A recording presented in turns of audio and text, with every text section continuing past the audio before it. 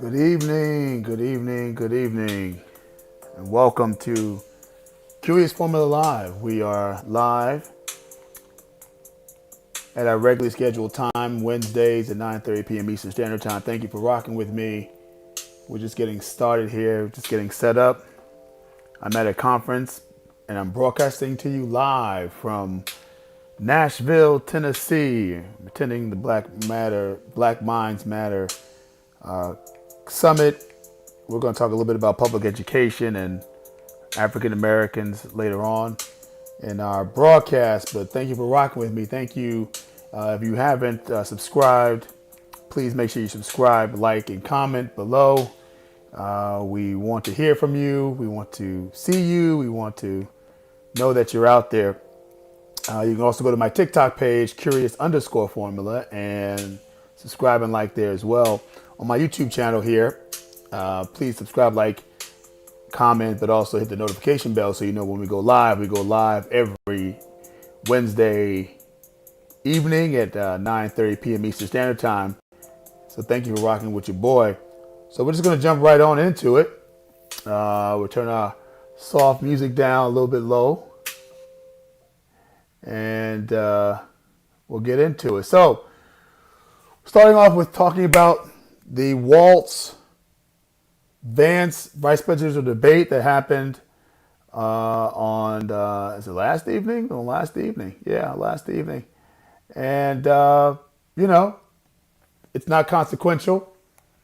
Most of us know that.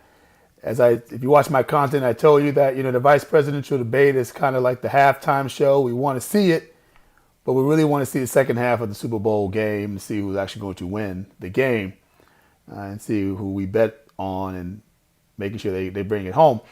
But it was entertaining, and there's a couple of things I think about that debate, and I'll share them, and then we can listen to the closing statements from that debate. Don't mind me, the Mets game is on, and you guys know I'm a big Mets fan, so they're up 3-2. It's in the bottom of the sixth, so I'm on pins and needles. So from time to time you see me glance up like this, it's because I'm watching the Mets game. But two things I think. One is when you watch that debate, you definitely saw, I think, debate the way that they should be and the way they actually were pre-2016 when Donald Trump entered the scene. The debate was civil. The debate was respectful. The two combatants came out and they shook hands. They said good luck to you. They went to their assigned lecterns and they began a vigorous debate. At times during the debate, they agreed with each other. At times, they were fiercely opponents with each other. At times, they cut each other off every now and then, but they kind of backed away from, if somebody was speaking, they kind of gave them that way. And like I said, there were times where they were vehemently opposed to each other. There were times that they agreed with each other. I made a point like, hey, that's a good point, but I disagree, or that's a good point. I agree with that, but we should go further. I see what you're talking about here, but I just don't believe you guys are going to do what you said, those kind of things. And then at the end, they shook hands. They brought their wives up on the stage to shake hands and meet. They talked. They bantered. They laughed a few times and joked a little bit. There was actual warmth there. There was a respect of the moderators by and large, except for one interaction. And that's the way debates used to be. So I don't know if millennials or others are used to seeing that, but that's kind of the way debates used to happen pre-Donald Trump. And so, I think that was a good thing. The second thing I think is that, it's not going to make much of a difference. If you think that the vice presidential debate, whether you think Waltz won or Vance won, it's not going to move the pendulum. Vice presidential debates do not move public opinion one way or the other. It may help to cement your thoughts and your perspectives about who you're voting for and say, okay, I can definitely vote for this team because I like this team and they are kind of, where I want to be. And now I see the second person on the ticket, can handle the course, can handle the discussion, can handle some of those things that I think are important. It might be a good replacement should anything, happen. So to that extent, that's what people kind of want. That's what people kind of deal with when they think about these things. And that's pretty much it. Hey, Good to see you here. Black Uhuru, thanks for rocking with us. Like I said, I'm in a hotel room in Nashville, so if it comes across a little grainy in terms of the video, please let me know. But yeah, definitely let me know what you think and your opinion. So I'm going to play first Governor Walz's closing address. We'll stop it for a little commentary, but here we go. Thank you, Senator Vance. Thank you to CBS News. And most importantly, thank you to all of you. If you're still up and the folks who miss Dancing with Our Stars, I appreciate it. But look, the support of the democracy matters. It matters that you're here. And I'm as surprised as anybody of this coalition that Kamala Harris has built, from Bernie Sanders to Dick Cheney to Taylor Swift, and a whole bunch of folks in between there. And they don't all agree on everything, but they are truly optimistic people. They believe in a positive future of this country and one where our politics can be better than it is. And I have to tell you, that better than it is the sense of optimism that there can be an opportunity economy that works for everyone, not just to get by, but to get ahead. And the idea that freedom really means something. Not the freedom of government to be in your bedroom or exam room, but the freedom for you to make choices about yourself. So let me stop there. I think it's real important and a good thing that Walz mentioned the wide level of support that Kamala Harris has. He specifically talked about, having a broad tent, a big tent, from Bernie Sanders to the Cheneys, making the pitch to Republicans, making the pitch to the progressive wing, and even mentioning Taylor Swift. It feeds right in as soon as he started talking to what Harris's campaign is trying to do, and that is to to create a big tent, something that Donald Trump has heretofore not been able to do. And I would say that it is too late for him to build a big tent because of the nature of who he is and the fact that he has not been able to have a desire to increase his tent, increase his coalition. And I think at the end of the day, it's going to cost him at the ballot box. It's one of the main reasons why I think he's actually going to lose, is because he's just not done his job and done what most people do when they pivot to a general election, and that is reach out across the aisle, reach out to others who are not part of their winning coalition to win the nomination, and they move to the middle. Donald Trump has not done that. He's doubled down on red MAGA meat in terms of his rhetoric, in terms of even his policies, and even in terms of his lies. That's kind of what he's done. And I think at the end of the day, that's not how you win an election. So I think that's problematic, but obviously the Harris-Walz ticket does not want to make the same mistake, and they're making that pitch as we speak in their closing arguments. Now, look, we all know who Donald Trump is. He's told us, and as Maya Angelou said, believe him when he told you that. His first inaugural address talked about American carnage, and then he spent. Why choose a Hold on here, folks. We got a little malfunction going on here. Not sure what is happening. Why choose a mobile network designed for remote locations? I have an ad here instead of where you are the most? Spent 4 years trying to maybe do that. Senator Vance tonight made it clear he will stand with Donald Trump's agenda. He will continue to push down that road. Excuse me. Kamala Harris gives us a different option. Now, I'll have to tell you, I'm going to be careful about the quotes, but there's one that Senator Vance said that does resonate with me. He said, Donald Trump makes the people I care about afraid. That's what that's what J.D. Vance said before he was on the ticket. This is, again, all the comments he made about Donald Trump coming back, chickens coming home to roost, and using them against him now that he's on the ticket. A lot of America feels that way. We don't need to be afraid. Franklin Roosevelt was right. All we have to fear is fear itself. Kamala Harris is bringing us a new way forward. She's bringing us a politics of joy. She's bringing real solutions for the middle class, and she's centering you at the heart of that. All the while asking everyone, join this movement, make your voices heard. Let's look for a new day where everybody gets that opportunity and everybody gets a chance to thrive. I humbly ask for your vote on November 5th for Kamala Harris. So he did what the campaign's trying to do, right? At the end of the day, your closing argument is join us. He did what every good politician does, that's specifically ask for your vote. The first thing we learn in candidate school when you're running for office as a former elected official is you ask for people's votes. Hey, Shauna, thank you for joining us. We get Shauna Huey gets the bell for being one of our new voters, one of our new people here. Oh, good, Shauna. Thank you for backing with us. She said, well, I appreciate the cordial nature of the debate. I would have liked to see Walt hit a little harder. Yeah, I agree. I would love to see him hit a little harder, too. But I think, and I'll get to this a little bit.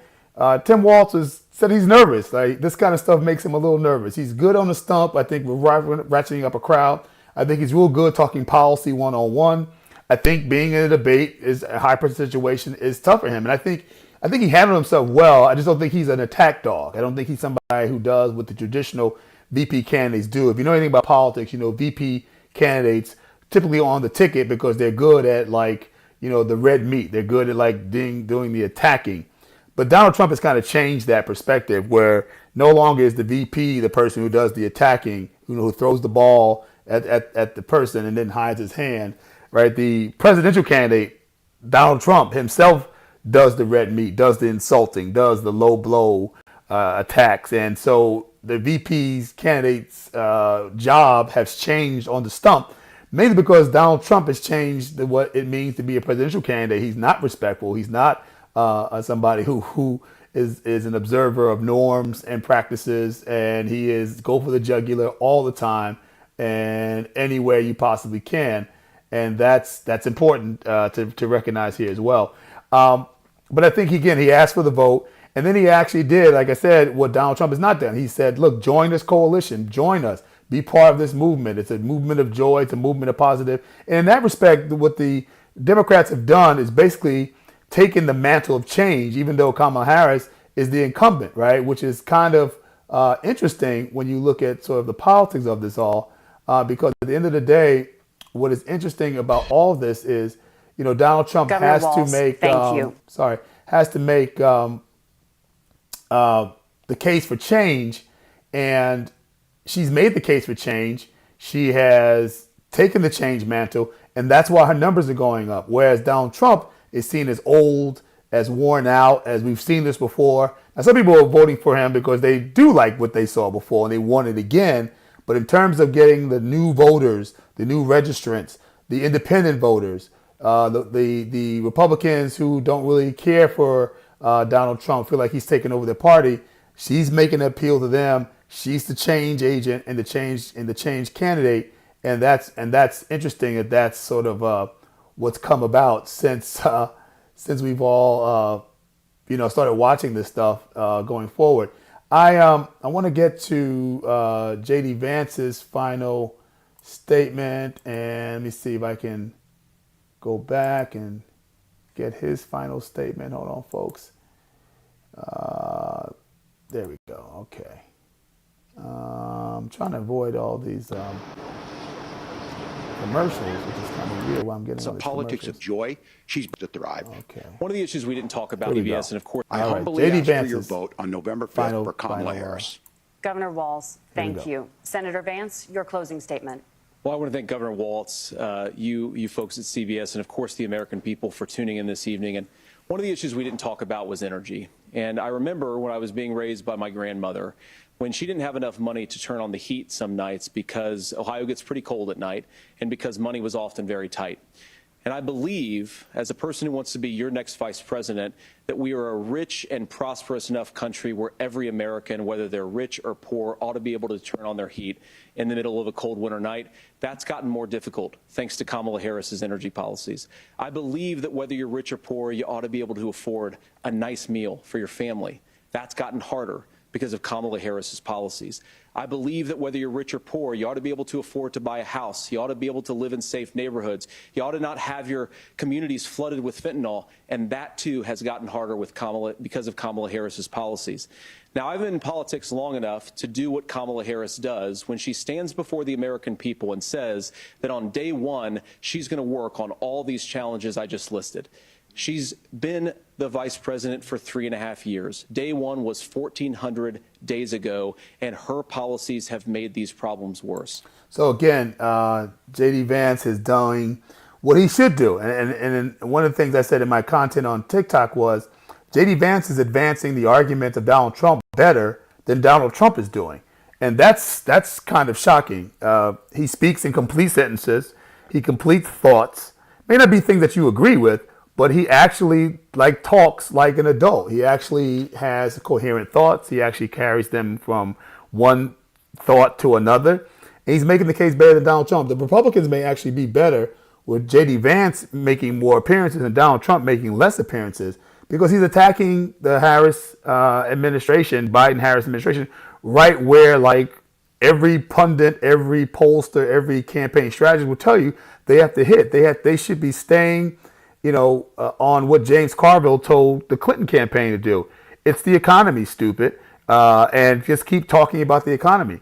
If J.D. Vance and Donald Trump would just talk about the economy, talk about immigration ad nauseum, repetitively, over and over again, in terms of their criticism, they may actually be in the lead, not just keeping it close. They may actually be in the lead, and it seems as though that they are unable to do so. Even J.D. Vance was unable to do so until this debate. But I think he effectively started saying basically she's not the change agent, right? She's the incumbent. She's the one that's been in office for 4 years while all this stuff has happened, and she's to blame for it, which I think is an effective strategy. Now, I believe that we have the most beautiful country in the world. I meet people on the campaign trail who can't afford food, but have the grace and generosity to ask me how I'm doing and to tell me they're praying for my family. What that has taught me is that we have the greatest country, the most beautiful country, the most incredible people anywhere in the world. But they're not going to be able to achieve their full dreams with the broken leadership that we have in Washington. They're not going to be able to live their American dream if we do the same thing that we've been doing for the last 3.5 years. We need change. We need a new direction. We need a president who has already done this once before and did it well. Please vote for Donald Trump. And whether you vote for me or vote for Tim Walz, I just want to say I'm so proud to be doing this, and I'm rooting for you. God bless you. Again, he did the right thing as a candidate. He asked for people's votes. He said, listen, this is Kamala Harris's fault.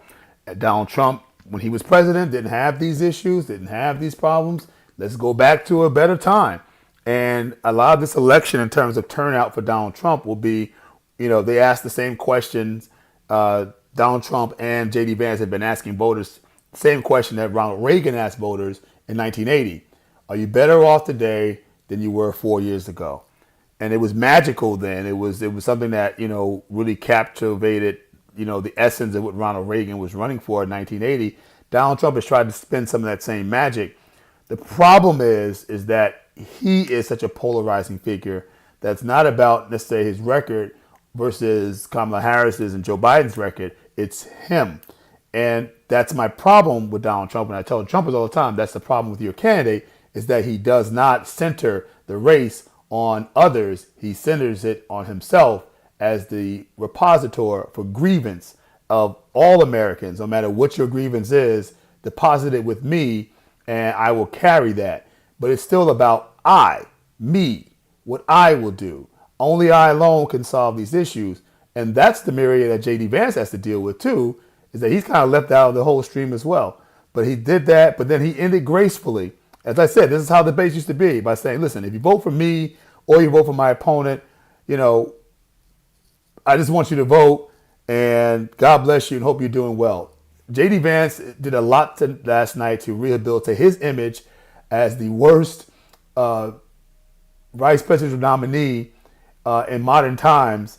He did a lot to help himself out on last evening, and it'll be interesting to see if the polls reflect that. Senator Vance. All right. So that's it, my friends, the CBS in a News nutshell. Vice presidential debate. The vice presidential debate.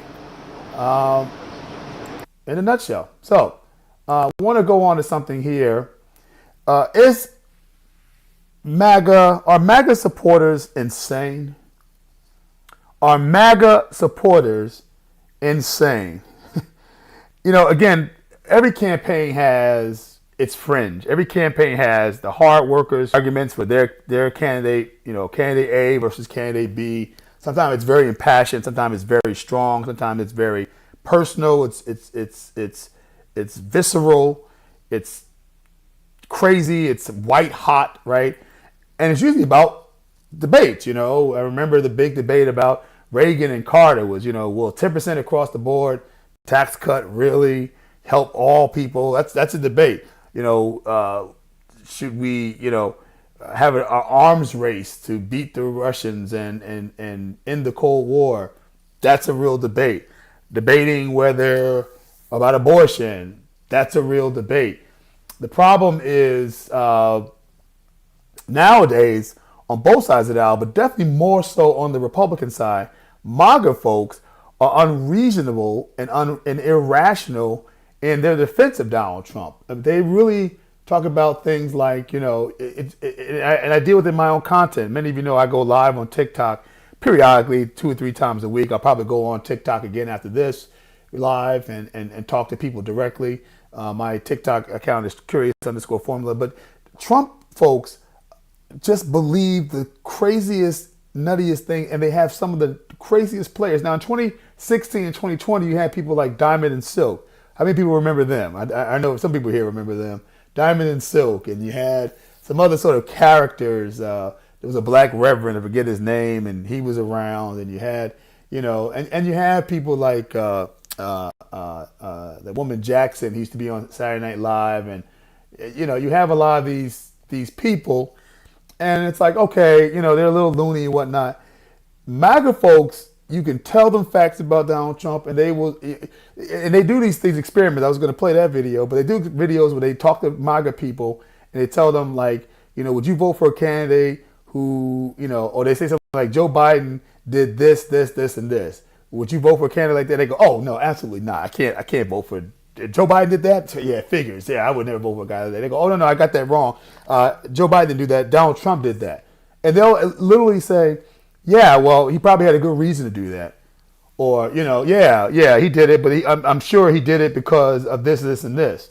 Like, it's literally that lunacy. Nothing captures the lunacy of MAGA better than the story about Laura Loomer. And I just want you to listen and see this one. This short will shock you about how Laura Loomer is. If you don't know who Laura Loomer is a social content creator, social media content creator. She is very close friends with President Trump. She's been on Donald Trump's plane and flown with him. She was there giving him advice and thoughts and prayers, and I guess just her presence. We did the debate with Kamala Harris, and she's in a war now with Marjorie Taylor Greene, which this is going to tell you a little bit about. But it illustrates how far crazy some of these MAGA people are. And she's not out in the field somewhere doing this. She's riding on Trump's plane. She's staying at Mar-a-Lago. She's reporting these things, and she's close to the president. The president refers to her as like his girl and his defender, and gives all kinds of compliments and praise. More recently, she has been barred from being around the president because she started taking on a figure of importance around the media, and the media started noticing who she was and starting to talk about all the crazy things she said. So now she's being barred. But this is a representative of MAGA at its best. And again, this is not crazy, out of the woods, nutsy kind of whatever. This is somebody who was on Trump's airplane and staying in Mar-a-Lago. Who the heck is Laura Loomer? Madness. Utter, complete madness. Laura Loomer is madness personified. She is a living human asylum. Not to put too fine a point on it, but Loomer desperately needs care. And Donald Trump is in trouble. He has brought into his inner circle and his bedroom an extremely dangerous woman. You can stop the video right now because... Now let me say this. Now we don't know if, they're making an assumption here about in the bedroom, right? I don't think there's any kind of evidence or proof positive that says that, Laura Loomer is, intimate with former President Donald Trump. So I just want to use that as a disclaimer here. But she doesn't have to be. Just listen to their relationship. Because it only... Here we go. Only becomes messy and insane from here on out. Okay, everyone strapped in and ready. Here we go. Loomer was born in Tucson, has 2 brothers, and is prohibited by the FBI from possessing a firearm because her father had her committed multiple times for acting out in harmful ways to herself and others. She attended 2 colleges where she consistently secretly taped fellow students and faculty. She edited these and released them as if they were uncovering some secret plot. Secretly recording people and trying to stage controversy would become a theme in her life. And if I was Donnie, I'd be quite worried about that right now. She attempted to secretly tape Clinton staffers taking a bribe from her. They did not. She attempted to secretly... Now, this is all factual. You can look this up yourself. I know there'll be Trump supporters on here who will say, that's not true. This stuff is all factual, and you can look it up yourself. It's been documented by media. It's been documented by a lot of other sources. This was not some random stuff. This is who this woman is.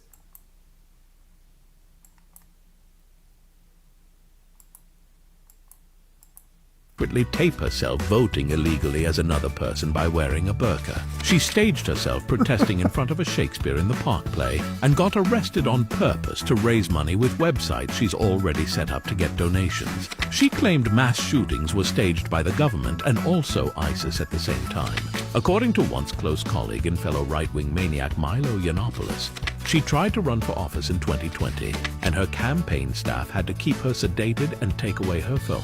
And when Now, if you don't know who Milo is, Milo's another really, really crazy right-winger, Trump supporter, and he's crazy. And he says she's crazy, right? So this is what I mean about MAGA, right? They're crazy on levels, right? That you just don't see in normal campaigns. You don't see this with Democrats. You don't see this with normal Republicans. Like the characters that social media has created and the world has created that get their 15 minutes of fame.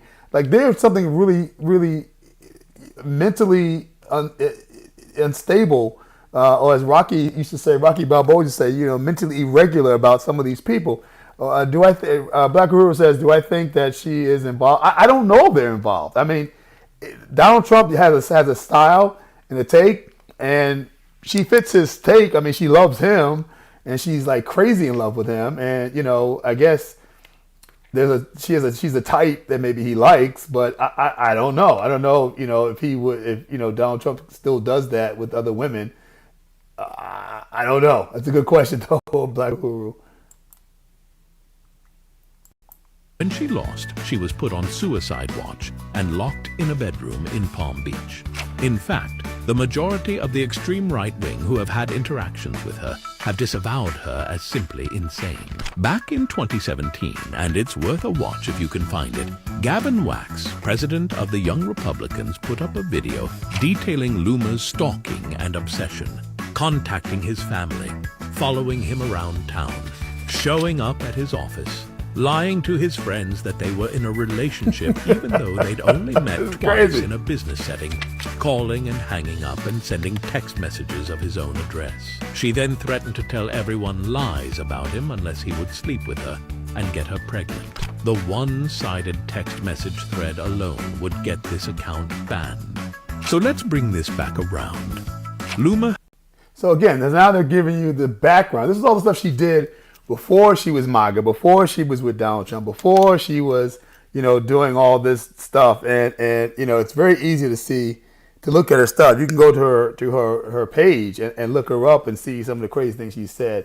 And she's called Black Women of Congress, Keishas and the whole nine. I mean, just really appalling stuff. Has clawed her way into Donald Trump's inner circle. Now, this is where it gets She helped him prepare for the failure of a debate. She apparently fed him the nonsense about cats being eaten, and she is quickly throwing napalm on the already burning trash fire of a campaign. Donnie is a narcissist. He will cut her loose. Luma has been diagnosed with a plethora of issues that makes her viciously retaliatory and has a penchant for secretly recording pretty much everything. I'm not saying we're going to have to live through a shaky phone recording of them in the bedroom of Trump Force One, but I wouldn't be surprised. Who the heck is Laura Luma? This is madness. This is who Laura Luma is. Shout out to Nick Muller 8, who on TikTok, if you haven't followed him, follow his whole page. He has cartoons about Donald Trump that just take facts out of the newspaper, things that have been reported in court documents. We're going to be doing one of those a week until we get to the election, because he does a better job of, and it's funny, and again, he puts it in cartoon form. He does a better job of covering the history that Donald Trump wants you to forget, the history that the Republican Party doesn't want you to remember. And he just kind of historically goes back through not only his own actions, but the history behind them, why Donald Trump does the way he does things the way he does, and why he gets these kind of people around him and what they think about him. So just wanted to play that for you. It's always interesting to me to hear how people think about this guy. If she gets pregnant, what are the odds of he aborts? Then what would the pro-life people say? Well, again, Black Uhuru, I don't want to cast aspersions. I don't know what Donald Trump is doing with his craziest of supporters. Let's hope he's got enough sense not to do that going forward. So yeah, that's that. So my commentary, my way, as we wrap this up tonight, is going to talk about education and Black Minds Matter. If I didn't tell you already, I am at a conference with a number of folks here, Black educators, Black leaders of schools, both charter and private schools, who are out there, doing good work and starting schools for Black people. And I have some content where I talk about sort of education and my thoughts about it in terms of Black kids. And we're going to do a lot more after this election is over with and we get past the politics, because I think, particularly the Black community, we need to have a real discussion about what education is. And we can't sugarcoat it anymore. And we can't pretend, the system just needs more money. We just need to give more money to teachers. And, as long as teachers are happy, then education will be fine, and the like. And that's just not true. It's just not happening. And we got to stop kidding ourselves. Black boys and girls are not learning in public education today, period. It doesn't mean that there aren't places and classes and individuals that are. That doesn't mean everybody's not. But the vast, and I'm saying the vast majority of Black boys and girls are not learning in traditional district public schools. They're just not.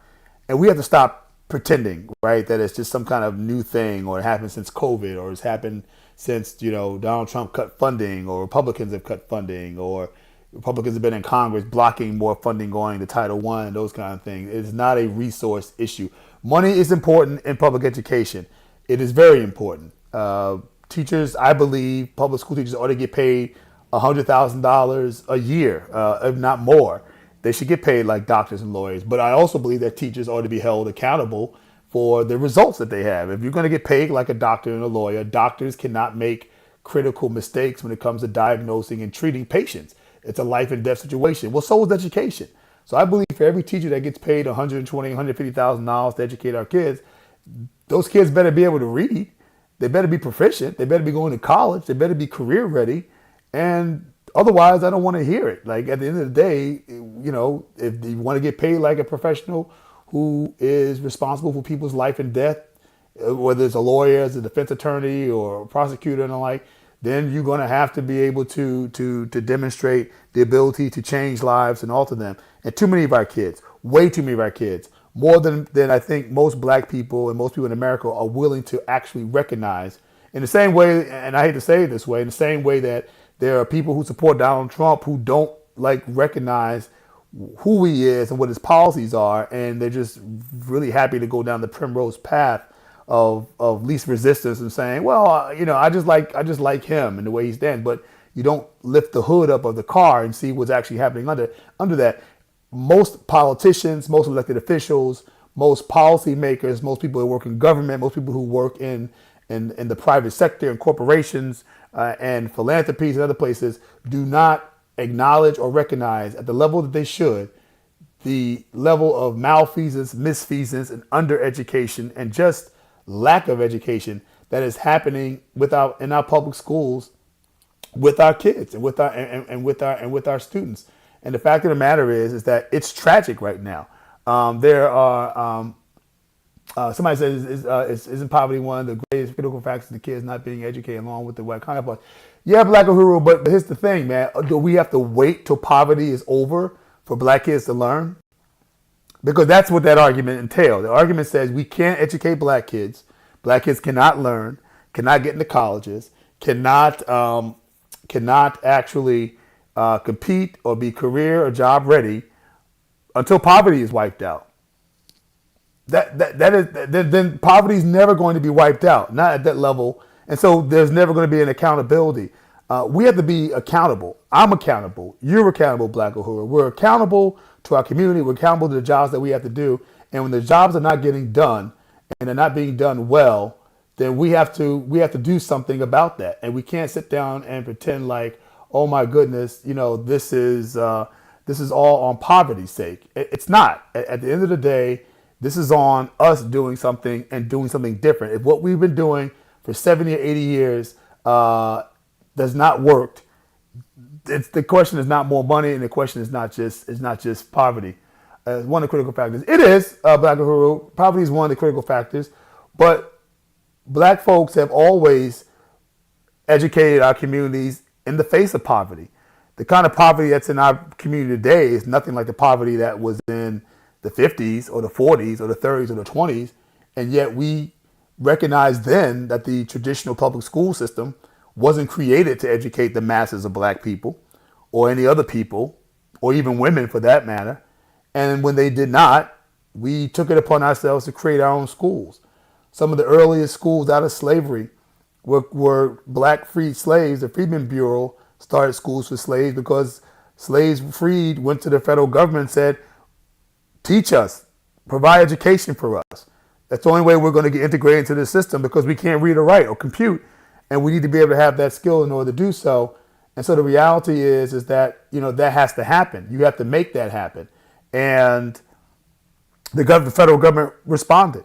When those things didn't happen, then black folks created their own grammar schools. There are black private schools that exist right now in the South, Piney Woods, the Phelan schools in South Carolina, that were created, 100 years ago that provided education. Even the Nation of Islam created Sister Clara Muhammad schools because they didn't believe in the traditional education system.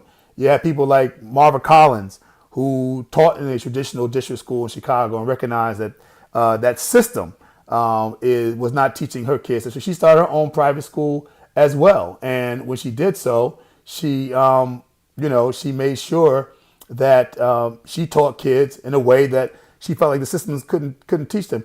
And today we have charter schools, and you have black and brown leaders. I'm with a bunch of them now who started their own schools, who are teaching our kids in the way they need to be taught, from the perspective that they need to be taught, and they're getting results. And yet the mainstream educational lobby, the special interest groups, the status quo protectors, don't forget, there are people who make money, Black Uhuru, on our kids not learning.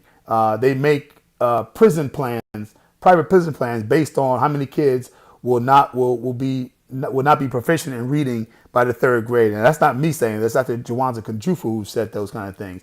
And the people invested in keeping us, us uneducated, ignorant, and constantly singing the same song. Well, we just had some more money. We just had some more money, as if money alone is the only reason why, our kids are not learning. Then we're going to keep getting the same results that we keep getting for our kids.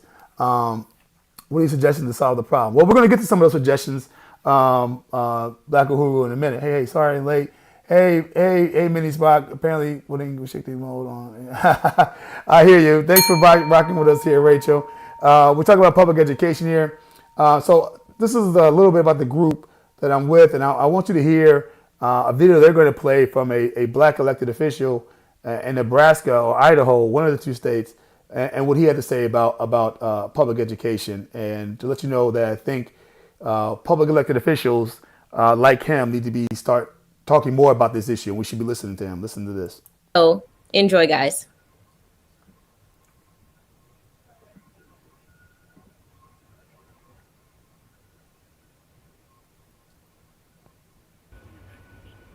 Thank you, Mr. President. I am next in the queue But unfortunately, I have to go back to court for a client and then come back down here. But I came down here this morning because I've been dealing with education since 2008 and probably prior to that when I was working with kids, and that's when I ran for the learning community. Since then, I've been dealing with it in an elected official capacity. And so I want to frame this conversation differently, and I hope truly on both sides of the fence, whether you consider yourself an ally or not, listen to these words I'm saying, because I'm coming from a different perspective where I was against this bill for many years. But there's some fundamental things that have changed over the last course of the year that made me say, well, why not? This is Justin Wayne from First, Omaha, every child should Nebraska. have access to a high quality education, not by chance, not by privilege, but by right. The fact of the matter is, it's right now a chance that you get to go to a good school depending upon where you live. Sometimes it's often a privilege that you get to go to a good school in Nebraska, but the fact of the matter is it should be by right. Over a century ago, Frederick Douglass, and then later quoted by Malcolm X, said that education is the passport to the future, for tomorrow belongs to the people who prepare for it today. Well, when you look at the achievement gap in the communities in East Omaha, we're not doing a very good job of preparing Black people for tomorrow's world. And in fact, over the last 12 years, that gap has grown. And there could be never more truth to the statement that I just read when today you think about how our kids are competing, not just in Nebraska, but globally with China, with Russia, with Italy. A good education is the key to the American promise. And what that means is that if you work hard and you get a good education, you can be successful in America. But a key element of that is a good education. And we are failing so many people. I am a proud Omaha Public School product. I went to Hartman Elementary, King Science Center, Northwest High School, and what I learned in that environment is I was blessed to have mentors and people who took me aside to make sure I was successful. Elmer Crumley, Arvin Frazier, Judge Lowe. They stood with me to get me through. But I also learned that we have a dual education system and that many kids are often left behind. And the fact of the matter today, many of the kids that I represent are still getting Jim Crow math and back of the bus science. And that is a fundamental problem for me. We talk about many of the people who will speak up against this bill. I have seen quotes on Martin Luther King that says, a right delayed is a right denied. Well, damn it, this is a right being delayed every year for my community. So don't quote that when it's convenient. Be an ally when it's not. We shouldn't criticize parents for wanting something better than their school they're stuck in. We shouldn't criticize communities saying, I want a choice. But let me tell you about the choice in my school district. If I opt out to another school, and I have a bill on it, LB 555, 550.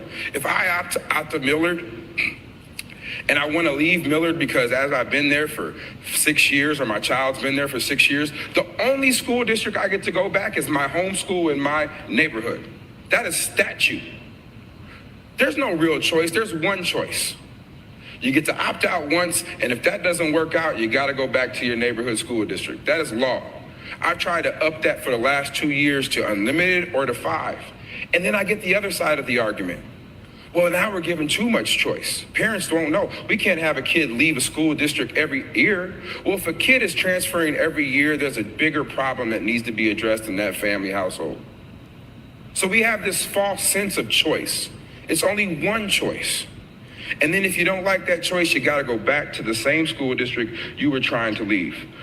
While public school system continues to operate in a way that neglects and outright harms the education of Black children, what's amazing is we are the same people who are standing up to block the choice that parents want.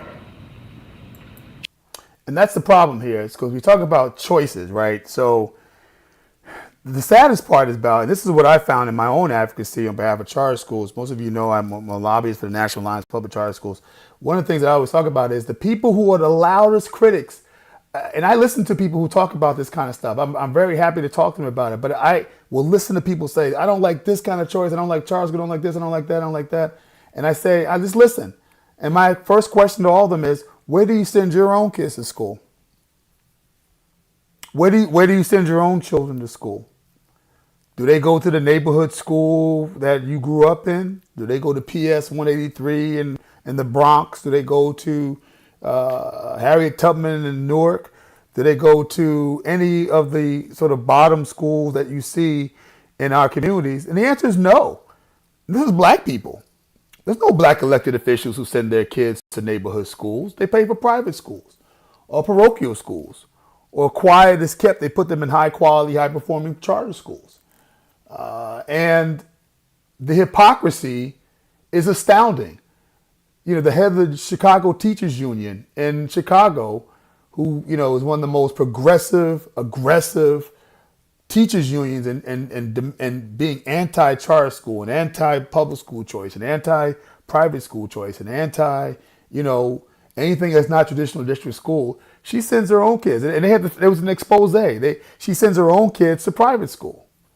And you know what her response was when they attacked her, the president of the Chicago Teachers Union who sends their kids to private school? You know what she said? Listen, you know, everybody's got to make their own choice for their own decisions about their kids. And I proudly send my kid there. This is the rhetoric that they push to you. It's choice for me, not for thee.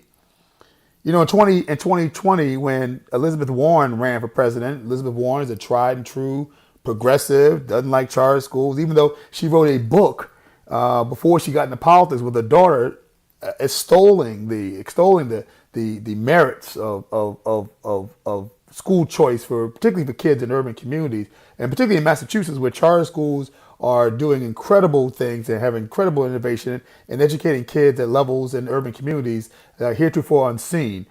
And she was confronted by a woman who's actually here at this event with me, Sarah Carpenter, who runs a group called Memphis Lift, as well as a Powerful Parents Union. And she questioned her and said, listen, school choice is important to people like me. It's important. Maybe, and this is what Sarah Carpenter said to Elizabeth Warren. She said, well, maybe you don't understand that because maybe, you know, I heard that your kids go to private school. She said, oh, no. My kids go to public school. She lied.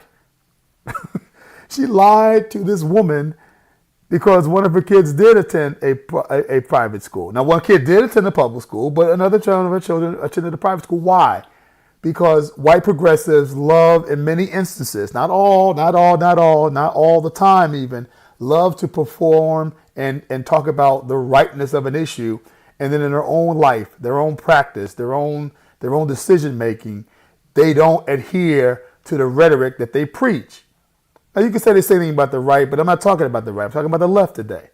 And so the fact that she could not admit to this black woman that she sends her kids to private school because it was inconvenient in the course of the time and in the course of the discussion that they were having is remotely, and it's insulting. But this is the kind of argument that goes around. Those who have means, those who have the dollars, those who have the ability always pick different alternatives to the neighborhood traditional district school. And we all know it, and we all pretend like it doesn't happen. Let's proceed. Just a choice.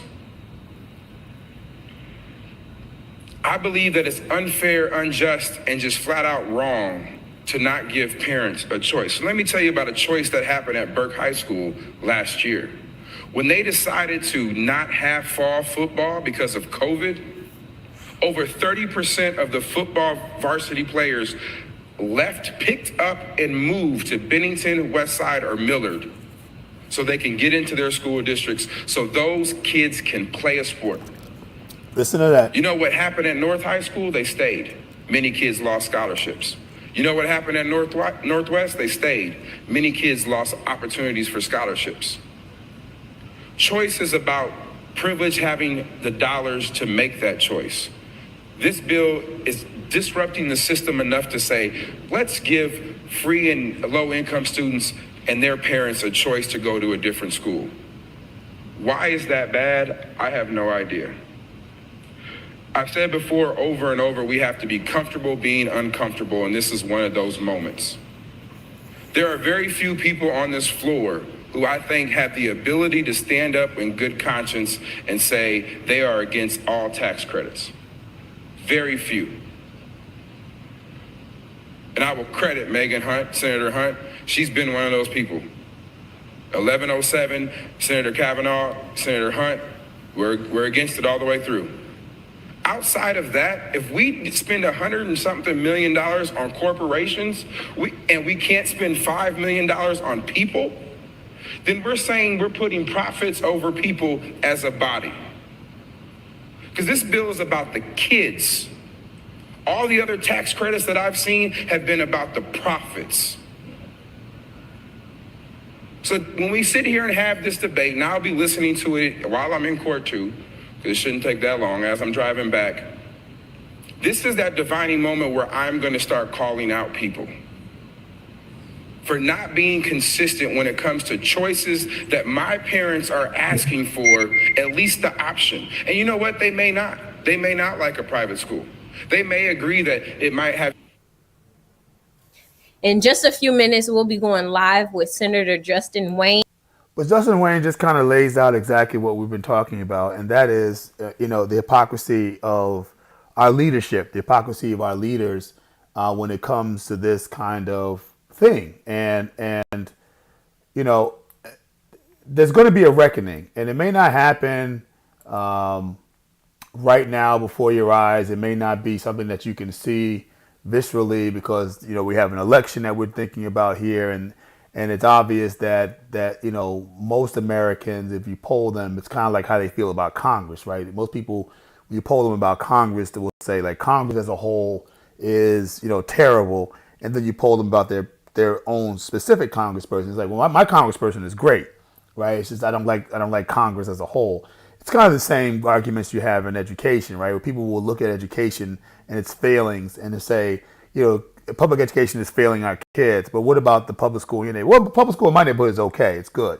And reality is that that's not. Like if parents had the ability to look at choice and had the ability to look at options and actually look at the report card of how their schools are doing, they're not doing well. They're definitely not educating the masses of black and brown kids. They are educating some, but overwhelmingly they're not. You remember some of the headlines in Baltimore. Baltimore had literally zero proficiency in 26 schools in that district. Zero proficiency of black boys being able to read in that school. Zero. And there was it was horrifying for a few days in the media, but you didn't hear anything else about that. We all hear about, I know you all know about LeBron James' school, right? LeBron James created what they call a community school, right? Put a lot of resources into a failing school, and he bought, scooters and computers and fixed up the school, and now is building, refurbishing an apartment building for the single mothers of these kids. And that school's been around for about 5 years. You know how good that school is? It's at the bottom. It's one of the worst public schools in Akron. One of the worst, with all the bells and whistles. So it's not always about money. Sometimes it's about leadership. It's about who's doing it. So Black Uhuru asked me earlier, well, what do I think the answer is? We're going to talk more about what the answers are, but one of them is our community needs to be starting more schools ourselves. The traditional, and we need to stop defending a system and picking a system over our kids. We got to stop picking a status quo system, a status quo environment, a status quo situation over our kids. We have to reevaluate our relationships with entities and institutions and organizations and special interests who may care about our kids, but it's not first and foremost what they care about. They care about their interests first over our kids. And the only way I know how to do that is to go is Sankofa. You don't know your past. You can't know your future until you know your past. And our past as a people, both African Americans, Latinos, Native Americans, is that when the systems of America, when the systems of government, when the systems of institution are oppressive and are not delivering for our babies and our community and our families what we need, we will practice self-determination. So Black Uhuru, the first thing we need to do is make education a self-determination issue. And that means we need to be educating ourselves for us and by us. It's our history of achievement.